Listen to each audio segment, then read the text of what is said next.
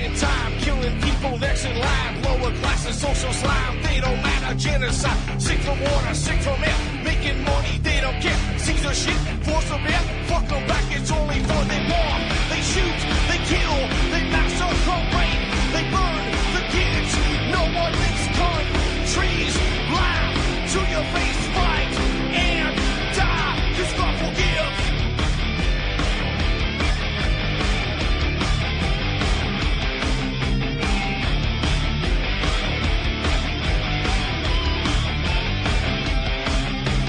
Selling lies and buying time, killing people next in line. Lower class and social side, they don't matter. Genocide, sick from water, sick from air. Making money, they don't care. See the shit, force a bear. Fuck them back, that's only fair. They bomb, they shoot, they kill, they massacre, rape.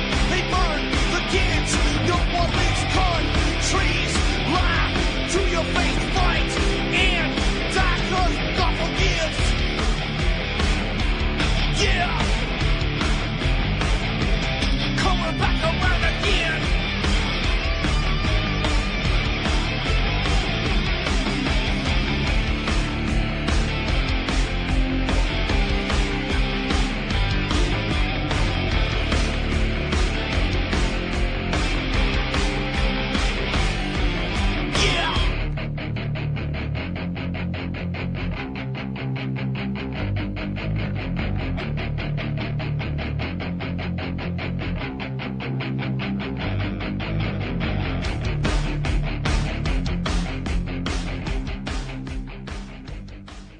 Okay, welcome to the show. This is Game On. I'm your host, Ron Stevens, and it is September the 22nd, 2015.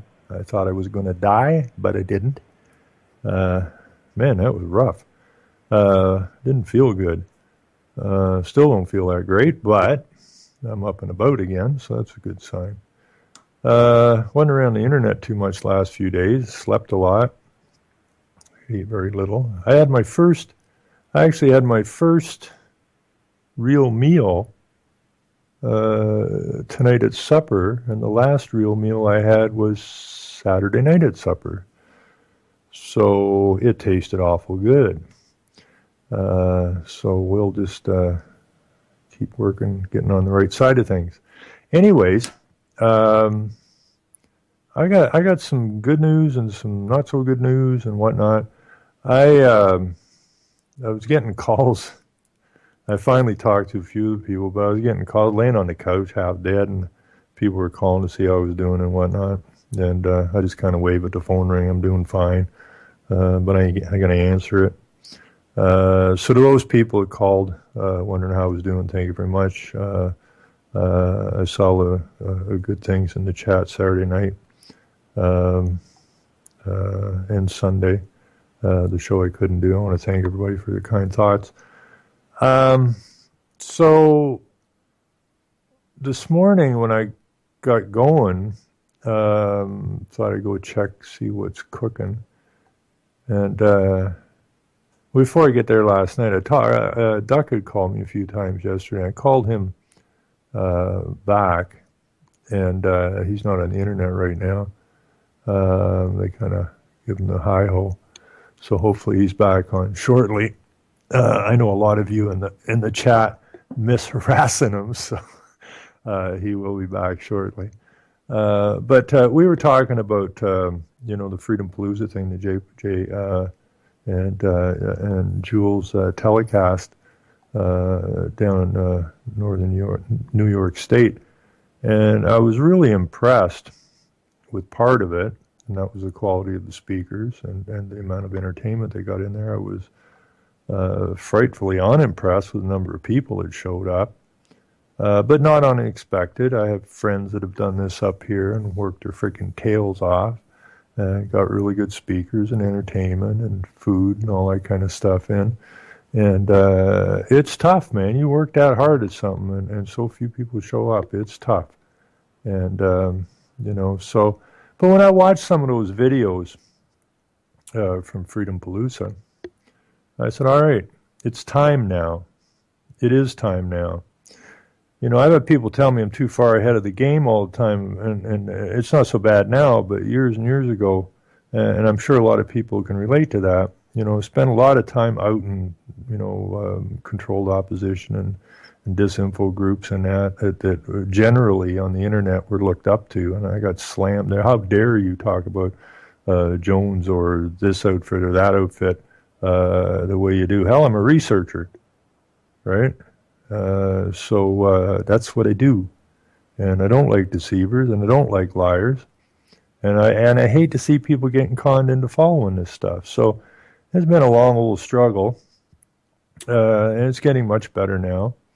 But in particular, I remember a woman from the Ukraine who had been forced out of her house north of here because they surrounded her and her husband, her family, with windmills and drove them out of the house. And so she moved down to Grand River, Ontario, to get away from these damn things. Only to find out shortly after they bought a house there that they were going to get surrounded by wind turbines. And I knew this group that was supposedly fighting wind turbines, with politicians involved in it, doctors involved in it. I get the program. And it broke my heart that these people were following. But people, I don't know why they follow, but they do. That's why they were called sheeple. But they looked up to these people because one's a doctor and one's a politician, and oh, we care about you. It's all convoluted, and very frustrated I was. And this Ukrainian lady, she said to me, Ron, she says, don't worry about these people. Just keep doing what you're doing. You're so far ahead of these people, you don't know what the hell you're talking about. They're going to have to catch up. And what I told that Ukrainian lady, I said, we're running out of time to catch up. We got to get rolling here. And, all those years later, these same idiots that are getting surrounded by wind turbines are playing the same stupid game, following the same wrong path, looking for somebody else to solve their problems. The only one that's going to solve your problem or our problem as the people on these lands is us. Okay? There's no Lone Ranger with a silver bullet. There's no Batman or Spider-Man or something coming in to save us. That's what's been plied to us all these years. Oh my God, look what they're doing. Call Gotham City, right? And they'll save our asses. We don't have to worry about it. That's been what's ingrained in our heads. It's wrong. It's absolutely wrong. And we got to get over that. It's... I hate to use this terminology, folks, but it's revolution time. It's time to kick some butt. And I still think we can do it without a lot of violence. That would be the preferred way to do this. I believe it's the right way to do it. But we have to stand up and make our voices known, loud and freaking clear. And if you're worried about getting in trouble, then just go away. Okay, because you're no use to yourself or anybody else. Just go away. We need individuals who lead themselves. Don't follow what they call leaders. They ain't going to get us anywhere.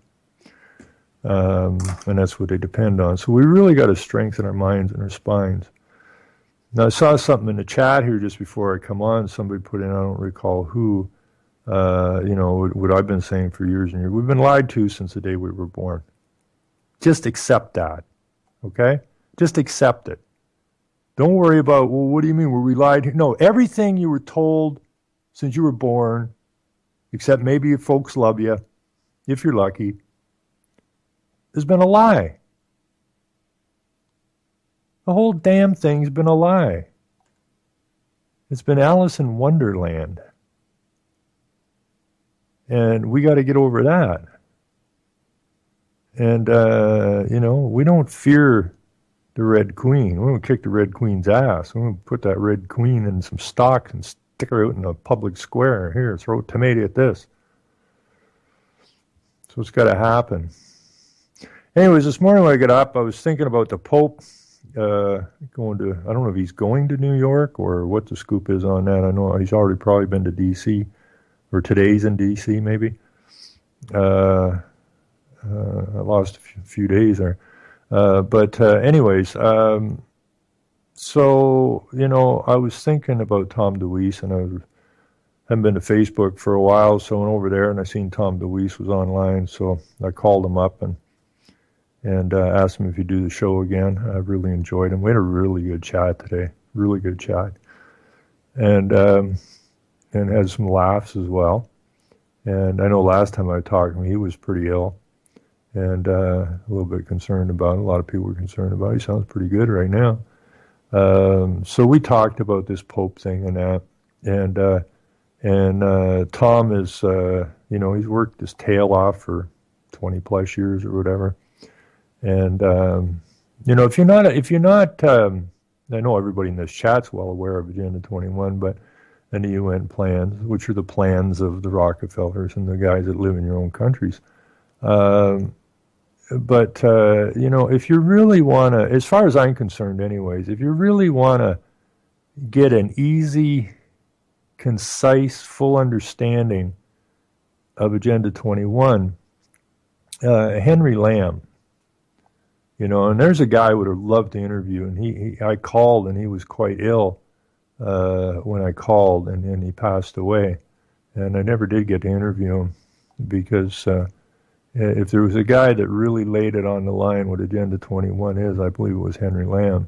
So I talked to Tom DeWeese about that before. He said, he's the guy that started this, right? We didn't know nothing about it, right? Henry was the man that brought this to our attention. And so these guys carry on.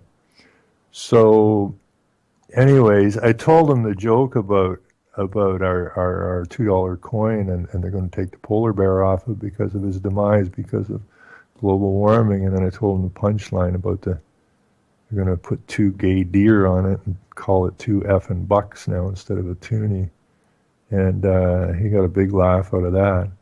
And he said, that reminds me when Al Gore started this nonsense with global warming with his inconvenient truth and that, they were saying there was only 200 polar bears are left or something, right? And he said now the numbers are 30,000. Yeah, exactly. We've been lied to since the day we were born. But anyways, that was a really interesting talk I had with him. But he's off to Wisconsin, I think, tomorrow. And then he said this Pope thing really gave new push to what he's doing, because all of these so-called devout Catholics are getting shook up. Here's this Pope. Doesn't help he's a Jesuit, but here's this Pope who hires this guy for environment guy that says 6 million of us are going to die. He didn't say they're going to kill us, but we're going to die because of environmental problems. Little sleight of tongue there. And the fact that the Pope said, did Jesus really exist? Who knows, right? What the hell? So that's really throwing a bit of a twist to all of these Pope lovers. And so I guess Tom's phone's been ringing off the hook, and so he's off on a tour. So hopefully this may work out better, because we discussed him coming on the show sometime next week, and he seems up for it, which may work out better because all of this Pope shenanigans will have passed by then, and we can sit back and reflect on well, the Pope said air conditioning was bad. Yeah, that's right out of Agenda 21. What's not sustainable? Air conditioning is not sustainable. It's right in there, right? Water's not sustainable, and that's another thing that kills me. These people say, well, we have a right to water. You ain't got a right to squat, okay? Man has a right to water. Human beings got a right to nothing. Okay? You've been designated a human being, which is a frickin' animal, of which man has every right to give water to or not give water to. So this idea that you think your human rights gives you the right to water, wake up on that one. Okay? You've been lied to since you was born. So everybody needs to get over this crap. What's not sustainable? Private vehicles. What's not sustainable? Private homes. What's not sustainable? Mostly you. You. As Gorbachev said, fixing the environment's easy. Get rid of 95% of the people on the planet. Boom. Environmental problems solved.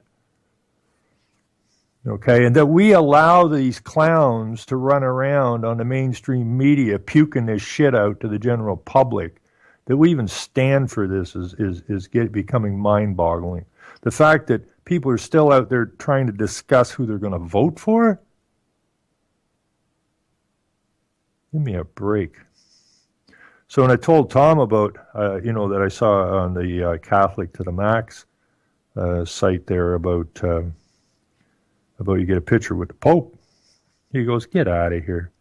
I said, no. So you push on the picture, and you expect them to explain where you got to be to get a picture with the Pope. Instead, you get an advertisement to get a picture with the Pope. You spend $160 and get a life-size cutout. And so I hope he went to that site. But I got to explain to him what the thumbs up was. That threw him. I said, you've seen it all your life in the movies, right? Thumb up, thumb down. And when you look it up, that ain't what it means at all. Thumb down, thumb in the palm of your hand with your fingers wrapped around is put the sword down. That's thumbs down. Thumbs up is the death stroke of the sword to the throat. And that's what the Pope's doing, standing on American soil with a goofy-looking grin on his face with the thumbs up, indicating a strike to the throat, the death blow. So it could be very interesting while he's here. It's just a lot of propaganda on the build-up to Paris, and we can't let that happen. Now, another weird thing that happened to me today was also when I got rooting around, I saw a newspaper article that a shooter was loose west of Ottawa, which is the capital city of Canada. And I thought, well, that's weird, but I didn't even bother with it. Not something I'm really interested in. And so later on, I was looking at another paper, and I saw the story, only this time the shooter was a Wilno. Now, Wilno is a little wee town. It's west of Ottawa, so is Vancouver. Like when they said west of Ottawa, I'm thinking a suburb or something. But it was in Wilno, which is a little town, 250 people thereabouts, northwest of Ottawa, up against Algonquin Park. And that's where my buddy lives, Krusty. And I would call him tonight, but I think he's in a council meeting. He's one of the gentlemen I talked into running in the 2010 election. Still haven't met him face to face, but we know each other quite well over the years. But I kind of bullied him into running, and so he decided, okay, piss off, I'll do it. And so he did it, and we knew they weren't going to allow us in. That's how elections work; they're vetted. And so, they caught the CAO and the councillor yakking half drunk at a golf course, and they spewed some stuff they ought not to have. And that it ended up they got the heave-ho out of town, which left the councillor position open, and they tried everything in their power not to let Carl into that position, but eventually, after 3 years after the election, he is on council. And this past fall, he was elected again. And I know he's up there. And this is why I try so hard to get people to run in these elections, to get inside. It's called the Trojan horse. You got to get in the castle, right? And he's done a brilliant job of just raising hell and forever dumping the truth on the council table. Makes the council absolutely nuts. And it has stirred up that whole area because he's the only guy that is telling anybody the truth up there. And he gets lots of airplay in the local paper because, well, he's on council.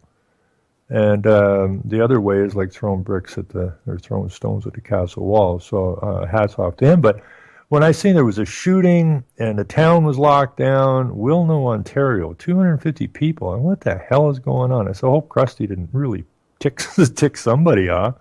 So I called his home, didn't get any answer, and so then I called the local restaurant, but I got the wrong one, and eventually I got over to the restaurant Tavern where Krusty's wife works, and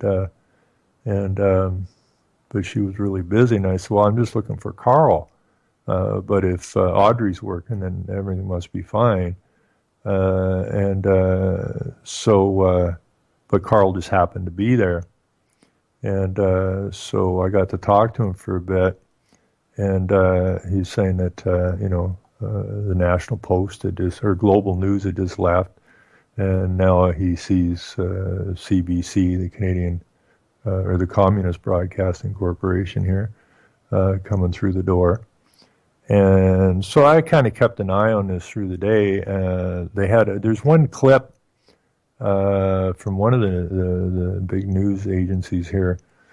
And I mean, the amount of stuff they brought into this area, they got a piece of equipment there that looks like a tank on wheels. And I still don't know. I still don't got the whole story on this thing. They're starting to let, they brought 50 police into Wilno. And the reporter said the reason for the large police presence was because, now you Americans can appreciate this. You can really appreciate this. I hope you appreciate this. Now this is a northern town, okay? Most are loggers, miners, that kind of thing. And they've shut down most of their industries. And they've left these small communities in a really tight spot because they want to move them out of there. They want to rewild the area, right? So there's a lot of tension up there. So didn't know what was going on. And so in that clip from one of the news agencies, it says that the reason for such a large police presence is that everybody in the town owns a gun. Remember that. They sent 50 cops into a town of 250 people, and the reporter says the reason was because everybody up there owns a gun. Now, a lot of people think nobody in Canada owns a gun. There's lots of guns in Canada. Make no mistake about it, especially north of here. So I find out later, or just actually before showtime, that this guy had just been let out of jail recently, and he came up there and shot a realtor, and then apparently went and shot two other women on the way back to Ottawa. It seems kind of odd. It also seems kind of odd that the police, the one place they took up their stations in the town was at the lawyer's office. Everybody else they told us to lock the places down, and they didn't really lock them down because I was talking to the restaurants and they were all open for business. They shut it down for a few minutes and went like, well, whatever it is, it ain't got nothing to do with us. So maybe we're not as fearful as some other people are up here in Canada. But anyway, so things went kind of normal for the most part. But why they stationed two policemen as guards at the lawyer's office and checking people as they went in and out of the lawyer's office is beyond me. I don't know. But apparently 3 women have been shot, and that's a sad story any way you look at it. Then we have to go, has this guy been out of jail or what? Or should he have been out of jail? Who knows? Now, what else do I know? Oh, yes, when I was talking to this made me feel better than maybe anything else since I got sick. I was talking to Duck last night. And, when I told him, I said, okay, it's time. Let's get it done. We need to do a festival, and it has to get done next year. And your neck of the woods seems like the best place to be. You're right on the American border. There's other, Thousand Islands and Old Fort. And there's other tourist things there. You're halfway between Ottawa and Toronto, and all of cottage country is above you. So seems like a logical place to pull this off at. Dan Aykroyd lives there, and Tragically Hip, which is a big Canadian band, lived there. So, but I said we need some land. So he put some scouts out, and last night said that it looks like we have an option on 3 farms, which is good news. Possible sponsorship from some outfits, which is good news.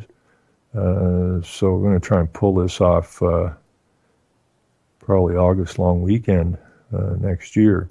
So I'll be looking for everybody's input on this. It has to get done. And I think we can put on a really good show. And, I'm looking for, 30,000 minimum. And other people I talked to said, be lucky to get 15. I said, you don't know how to market this crap. We'll get to 30,000. Just put our minds to it, we'll get them. And if we have to bulldog people into doing what needs to get done to help us out, so be it. We're not going to win this yakking on radio stations and farting around on Facebook. The fact of the matter is, and this is the basic fact I think people really need to get a grip on. Now, I couldn't get anybody to tell me who owns the land this house is sitting on. Nobody. Not the municipality, not the legal department of the Ministry of Finance, not the head of all real estate boards and agencies in this province. Nobody.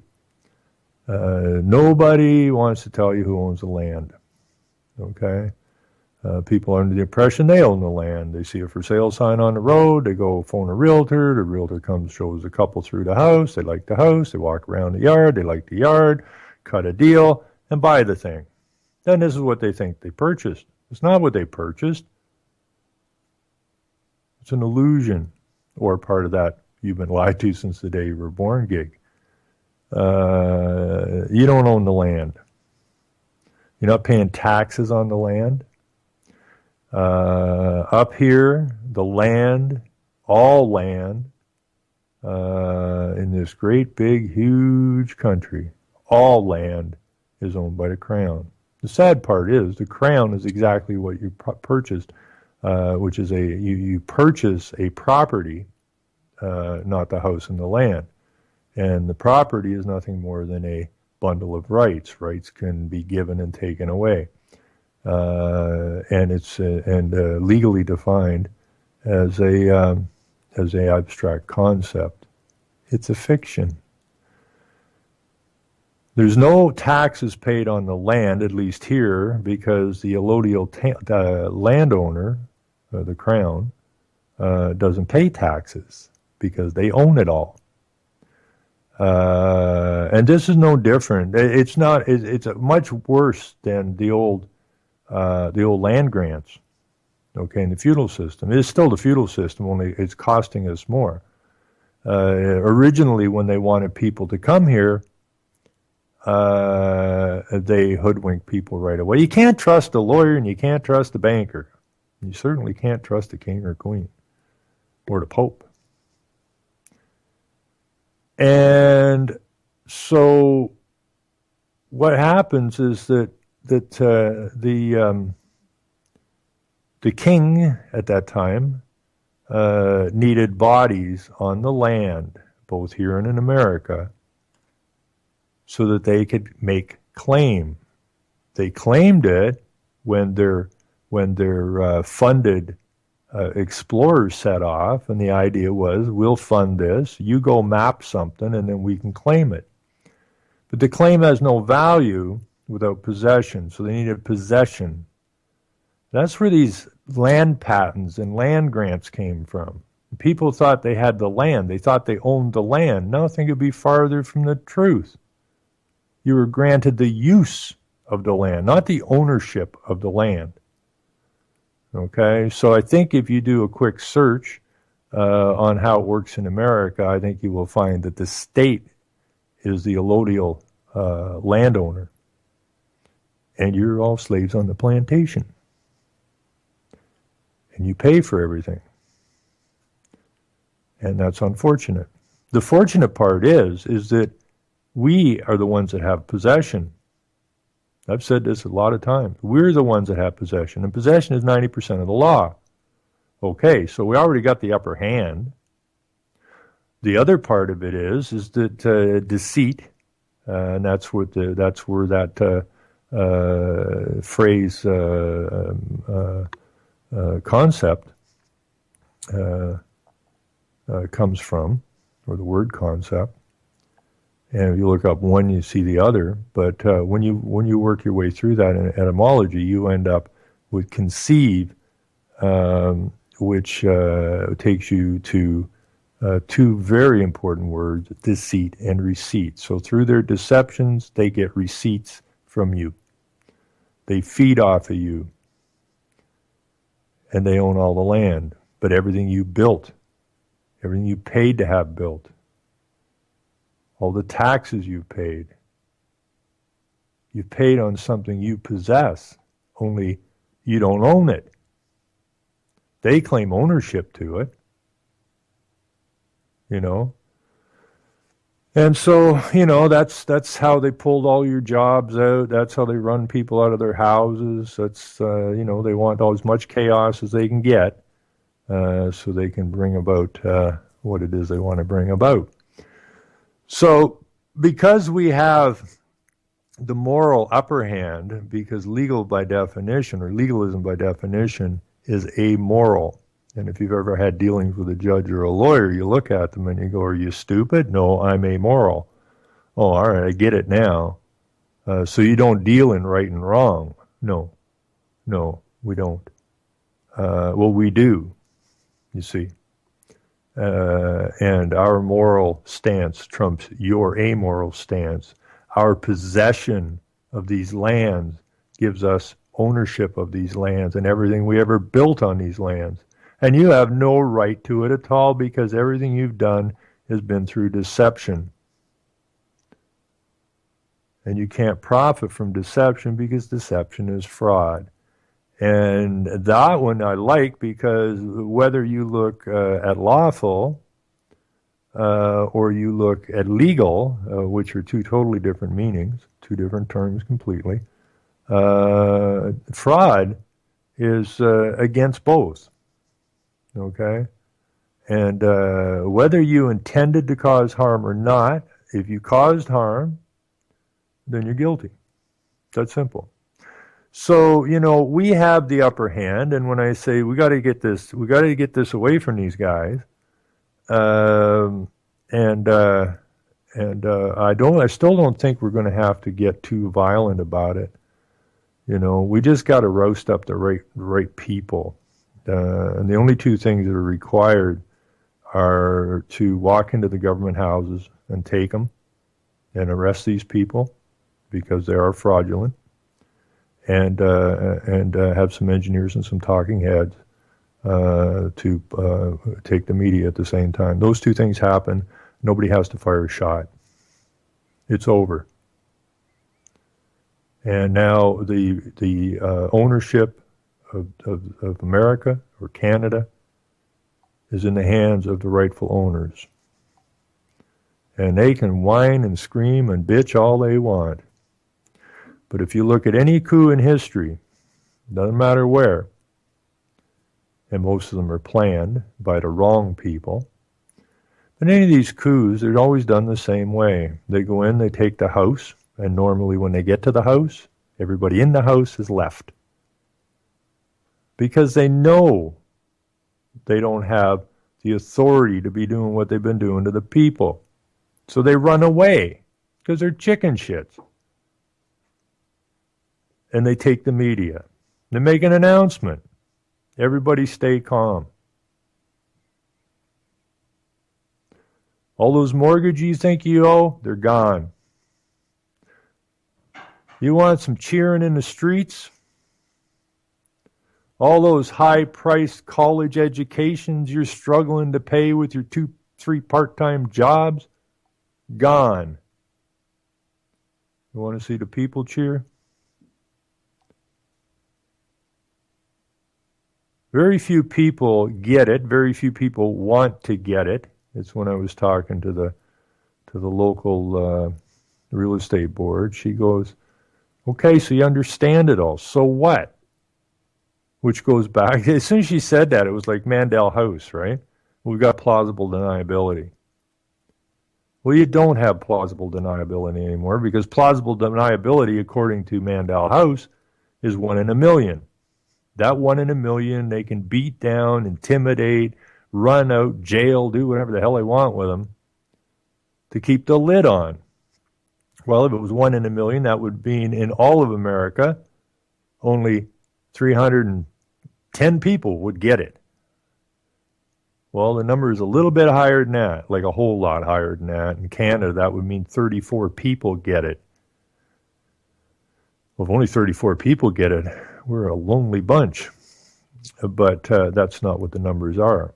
Not anymore, anyways. When you have people out there poisoning your food, poisoning your water, poisoning your sky, sexually assaulting your children in the schools, assaulting your elderly in these so-called homes, arresting people who are feeding the poor, when that's going on, and it's going on big time now, people can't help but wonder what the hell's going on. Now, I know a vast majority of people are like that old story about, when they came for so-and-so, I didn't say anything. When they came for so-and-so, I didn't say anything because I wasn't one of them, and so on and so forth. And when they came for me and I cried out for help, there was nobody there because they'd already taken everybody. No, that's our choice. I don't give a sweet bejesus what anybody says. It's our choice. This whole thing is our choice. Whether we step up to the plate or don't step up to the plate. And if we don't step up to the plate and they take our nations completely down and take the people down who built everything here, then we deserve it. It's that simple. It's that simple.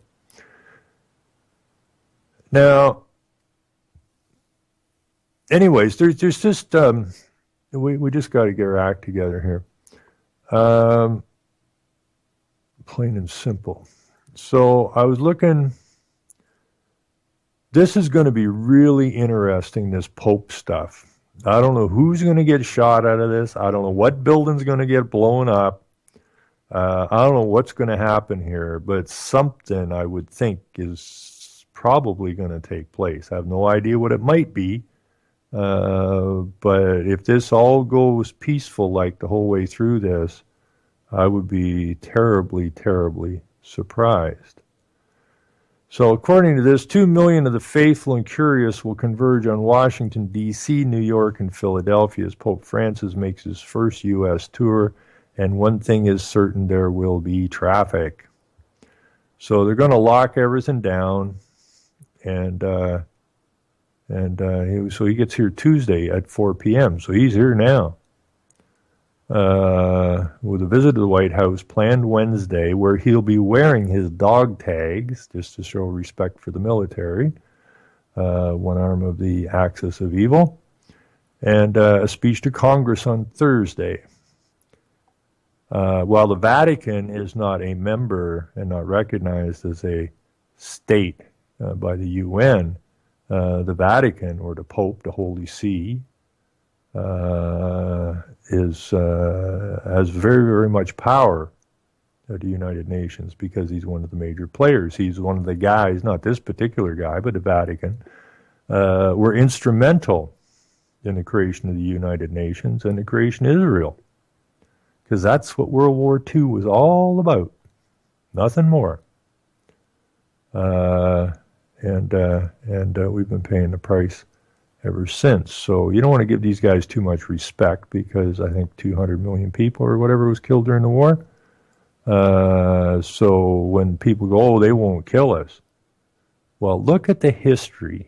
Look at the frickin' history. These guys will kill anybody and anything to get what they want. But if we give them what they want this time, well, it ain't going to be pretty. And we got nobody to blame but ourselves. Let's see. He's going to celebrate Mass at Madison Square Gardens on Saturday and Sunday. I don't know if he's going to do a blue or red or maybe both Masses, because the red Mass is for politicians and the blue Mass is for the police that guard the politicians. Anyways, the Pope's going to travel to Philadelphia for a visit to Independence Hall and a Mass at the Cathedral Basilica of St. Peter's and Paul, of St. Peter and Paul. He holds a Mass on the Benjamin Franklin Parkway at the conclusion of the World Meeting of Families on Sunday. AAA urges travelers to plan for security restrictions before arriving at the event. I imagine that's going to be fun. Why anybody would even go near this place is beyond me. The general public and ticketed guests will be subject to security screenings along papal motorcade routes or designated events, according to the D.C. government.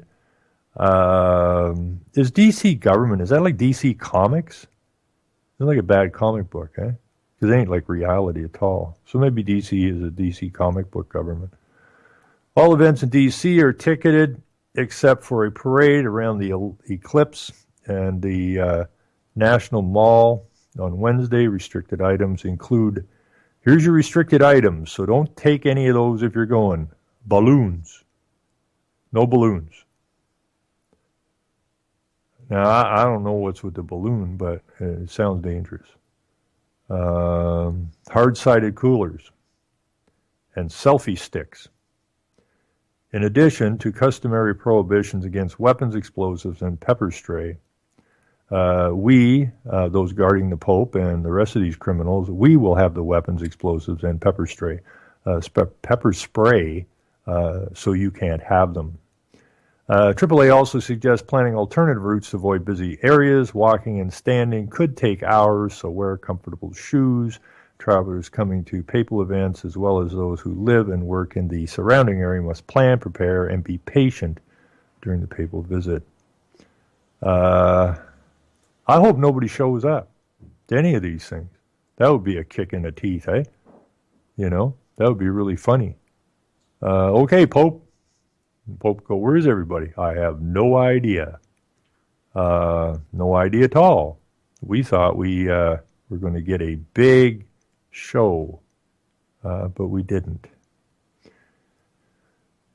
So we'll keep an eye on the Pope stuff. Here's another police story. I think I read one Saturday night about a cop, OPP, and I'm just, I'm up here, so it doesn't matter. You can transplant these stories anywhere you want. It's really pathetic. This is a Mountie son, so that's the same as your American feds.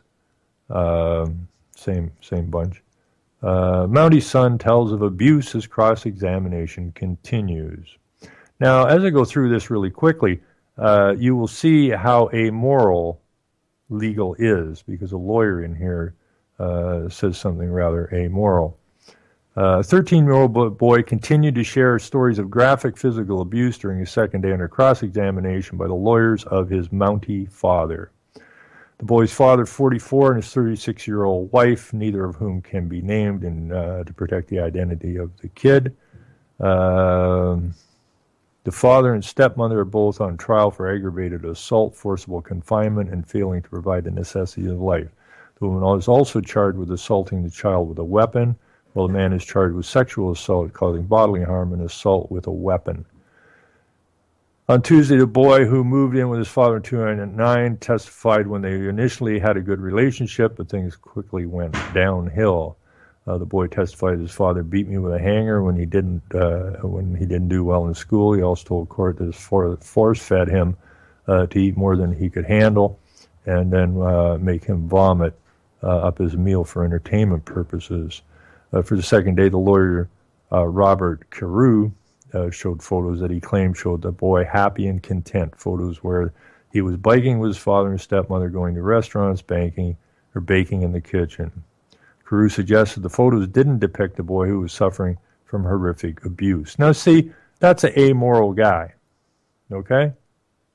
The lawyer is amoral, but then so is the legal system.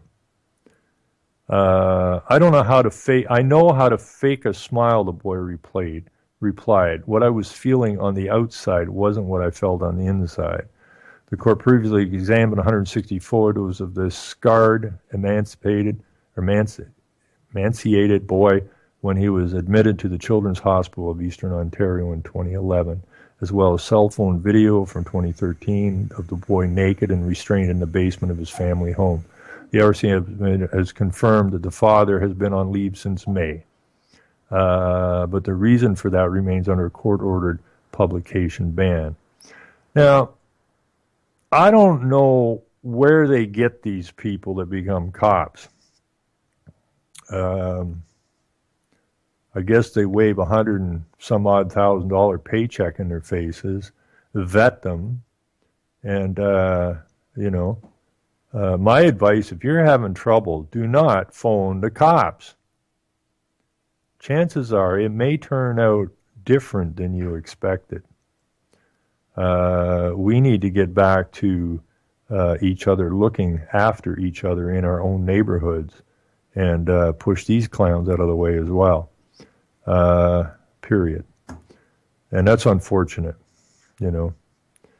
I don't understand how they operate, but if you've seen this, this 13-year-old kid, now his father is abusing him, and he's a Mountie, a Fed. But it's just as likely a cop will on the street. I saw one, I don't know where it was in the States somewhere, 16-year-old kid. And he was just walking down the street. And I guess he was walking in a bus lane or something, no bus there. And the cops wants to talk to him. He just tells the cop to, F off. I didn't do nothing, right? And black kid, a 16-year-old kid. Cop goes and grabs him, throws him up on a raised flower bed. And he's got his stick against the kid's knees, pushing up against the kid's chest, yelling at the kid to stop resisting. And the kid, I'm not resisting, get off of me, right? And some woman down the street's yelling, let him go, he's a kid. What's in these people's minds? They're deranged. Absolutely deranged. Then all of a sudden, a whole slew of squad cars show up. The cop gives them boom, boom in either cheek with a stick. Got the kid on the ground, handcuffed, and off to jail. And what'd that kid do? Absolutely nothing. Meat to the grinder. Meat to the grinder. Quite possibly another family ruined. Why do we put up with this crap? And how much longer are we going to put up with this crap? It just makes me nuts. So now we have, Canada, get this, okay? Canada, second largest landmass on the planet, with nobody living in it. So my suggestion is this. All of those who believe, as our constitutions keep telling us, that, and as the Puritans, what they came here for was the king wouldn't bow down to their demands of putting God above the king. And the king didn't like that because then he's out of business. Right? He can't play God if God's above him. So the Puritans headed over to America, where they tried to, do what they did. And then the lawyers, of course, showed up, and the rest is history. But it's all about lies and deceptions. But anyways, we've got ourselves on the right side of this thing as far as who is right and who is wrong, who is moral and who is amoral, and we can do this. But my suggestion is that all of the folks in America who've had enough of this nonsense, come on up. We got more room than you can, there's just no end to room here. And, beautiful lakes, beautiful mountains, beautiful bush, beautiful everything. Beautiful land here. And nobody on it. So come on up, and we'll, as you're coming across the border, each real man and woman, each moral man and woman who come across the border, we will pitch one amoral man and woman across the border. and then we will build up a population here, and then we will begin to manufacture our own goods, and we will grow our own food, and build our own houses, and the rest of the world can go suck air. Don't want any part of them. Period. Now in Ottawa, which is the capital city, the mayor there is making arrangements as we speak in order to start flooding migrants in here. Ridiculous. Absolutely ridiculous. And now we have new wildlife rules for construction approved at Ottawa Planning Committee. Now again, nobody lives in the country, but they want to rewild everything. So the deal is the city, this is one of the reasons I got out of construction. The City of Ottawa Planning Committee approved new rules on Tuesday governing the relationship between construction companies and wildlife in the city. The proposal introduced this past winter would limit heavy construction in habitats such as wetlands and forests during sensitive times, such as when foxes are denning. Artist Sharon calling, and I'm just calling to say I hope you got your cat food, and I apologize. Okay, sorry about that. A call came in. Anyways, the proposal introduced past winter would limit heavy construction in habitats such as wetlands, forests during sensitive times such as when foxes are denning or when baby birds are being cared for.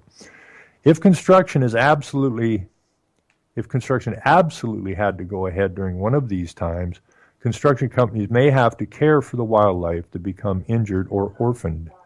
City staff said in response to a question from Councillor Brockington, the developers have to show how they would follow the guidelines when they get their plans approved.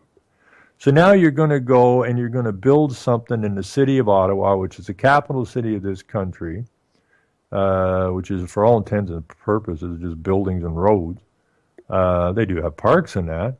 But for me to go get my permit now, I have to explain to the city or the building department how I'm going to care for an orphaned bird or whatever. The Greater Ottawa Home Builders Association told CBC News, that's the Communist Broadcasting System up here, or corporation, in February, the proposal goes too far and home prices will rise dramatically because of it. Well, of course, that's what we want, isn't it? Okay, because what's not sustainable? Private property. Okay, in other words, property ownership, not land ownership. You never owned that, and you never will, unless we go get it. But this abstract concept called property, you're not going to own that either, because you can buy and sell it, and you might make a profit on it, and therefore that's a form of social injustice, and we can't have it. So anything to drive the price of houses further out of reach of people is a good idea. Now, one thing that the construction company said was, well, okay, like we're in the city. This is not where wildlife hang out. Okay, and we're good with your idea of something like this outside the cities, like everywhere else. So you have this, bait and switch, smoke and mirrors. So both these outfits are basically playing on board with each other, so that go ahead and rewild everything else out there and don't allow any construction out there in the rewild maps. And we'll just continue to build higher density houses here until we have everybody in a condo or a split house. With the proper amount of square feet, the proper amount of water that we deem to be sustainable. We can't allow this to keep going on, and if anybody thinks there's a politician out there going to come to your rescue, you need to give your head a shake. There was one other story I saw today that's, and I can't remember what that was. It was a story. I got a couple minutes. It was a story about, and I don't know where I saw it now. Maybe here. I'm not sure. Doesn't look like it. But anyways, somewhere I was reading that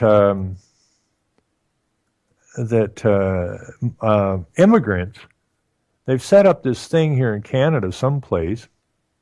Let's see here. Oh, I can't find it. Anyways, a lady's been living here for 10 years. She came from China, I think.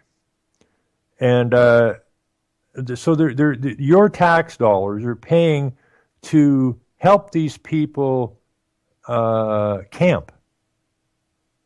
Because most of these people have never camped. So, lots of people in the city would love to go camping. A lot of young kids would like to go camping, never been out in the countryside camping. But are they doing this for them? No, they're doing this for these immigrants. And what really killed me is this Chinese woman, she says, oh, this is really good, you show how to do, because my English no good. My English no good. Well, if you've been 10 frickin' years and you can't speak the language, then hit the road. And that's exactly what's going on with this so-called multiculturalism. Okay? It's the watering down of our cultures in that. And where we have to bend over backwards to these people who came here that don't want to learn the language, who don't want to integrate, who don't want to be part of the society. They want us to pander to them and to bow down to their society's wishes, not ours. And that has to stop. It's all about killing the nation state. Okay? That's all what it's about. Kill the nation state so that we can have a workable, international, global government with international law. You think some of the laws running around in your country suck right now? Wait until you're dealing with international law.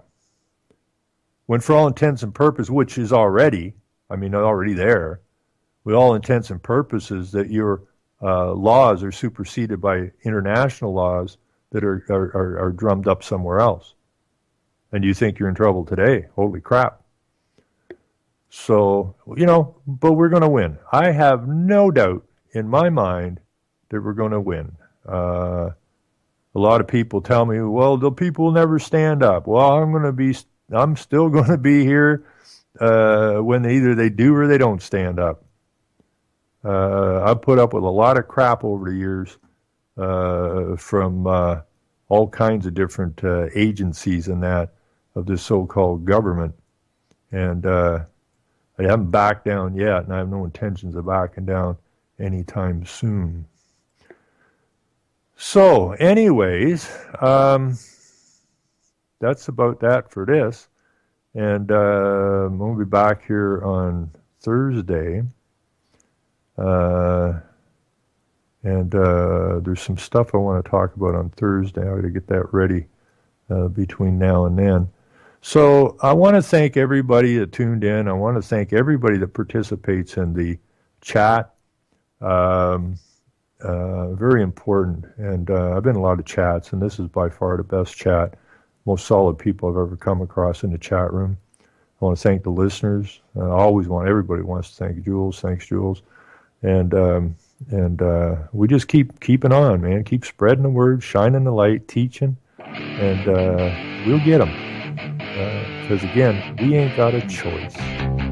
Anyways, here's the music, and we'll see you on Thursday, and hopefully I feel even better come Thursday. So, thanks for listening, folks. I'm out. Lower classes, social slime, they don't matter, genocide, sick from water, sick from air, making money, they don't care, Caesar shit, force of air, fuck them back, it's only for they bomb, they shoot, they kill, they massacre, rape, they burn the kids, no one leaves countries, lie to your face, fight, and die, 'cause God